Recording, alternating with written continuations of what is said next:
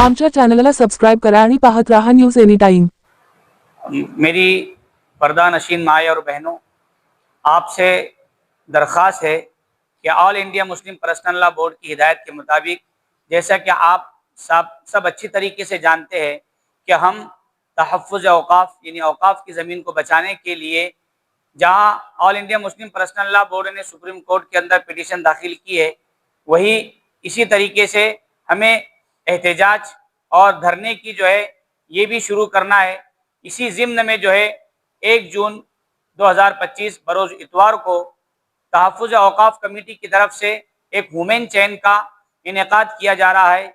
आपसे दरख्वास्त की जाती है कि आप अपनी ज़िम्मेदारी को समझते हुए, अपनी वक्त की कुर्बानी को देते हुए जो है 1 जून 2025 बरोज़ इतवार को शाम 4 बजे से 5 बजे तक आए और इस वुमेन चैन यानी इंसानी जंजीर को कामयाब बनाए। बिस्मिल्लाहिर्रहमानिर्रहीम। All India Muslim personal law board की मातहती में शहर जलगांव में काम कर रही तहफ़्फ़ुज़ औक़ाफ़ कमेटी के ज़ेर इंतज़ाम इंशाअल्लाह आइंदा इतवार को यानी 1 जून दोपहर 4 बजे से लेकर 5 बजे तक एक इंसानी जंजीर ह्यूमन चेन का इनेकाद किया गया है, जिसमें शहर जलगांव की गयूर माओ बहनों और बेटियों को इंशाअल्लाह एक इंसानी जंजीर की शक्ल के अंदर खड़ा किया जाएगा, जिसकी जगह शिवाजी पुल और टावर चौक जो है वहाँ से इसका इनेकाद होना है। तो ये दरख्वास्त की जाती है तमाम जलगांव शहर की माओ बहनों और बेटियों से कि वो ज़्यादा से ज़्यादा तादाद के अंदर इस इंसानी जंजीर के एहतजाज के अंदर शिरकत करें। नगर रेलवे पुल के ऊपर ज़रूर शिरकत करें।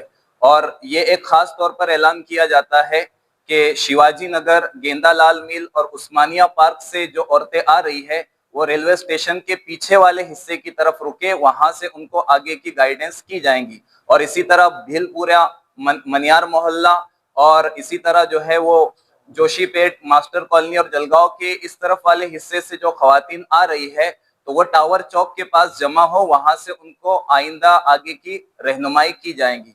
तो ज्यादा से ज्यादा तादाद के अंदर इस ह्यूमन चेन के एहतजाज के अंदर शिरकत करें और छोटे बच्चों को अपने साथ में ना लाएं।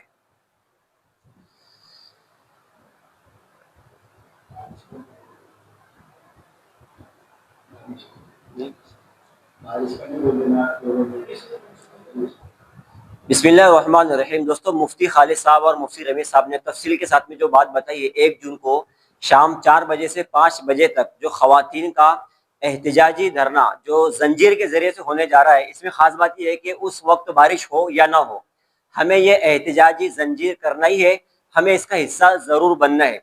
इसमें जो ख़ास बात ध्यान में रखने की वो ये है कि बारिश आए या ना आए, हमें उसका हिस्सा ज़रूर बनना है, इसकी दावत को भी चलाना है और छाता साथ में लाए, इसलिए कि जाने के लिए हमारे लिए सहूलत हो जाए। लेकिन जब हम वहाँ पर खड़े रहेंगे पुल के ऊपर, तो उस वक्त हम किसी भी तरीके से छाते का इस्तेमाल नहीं करेंगे। ये हमें बताना हुकूमत को कि हम चाहे बारिश आए, तूफान आए, आंधी आए, हम इस कानून की मुखालिफत करते रही। मस्जिद और मदरसे का मामला है।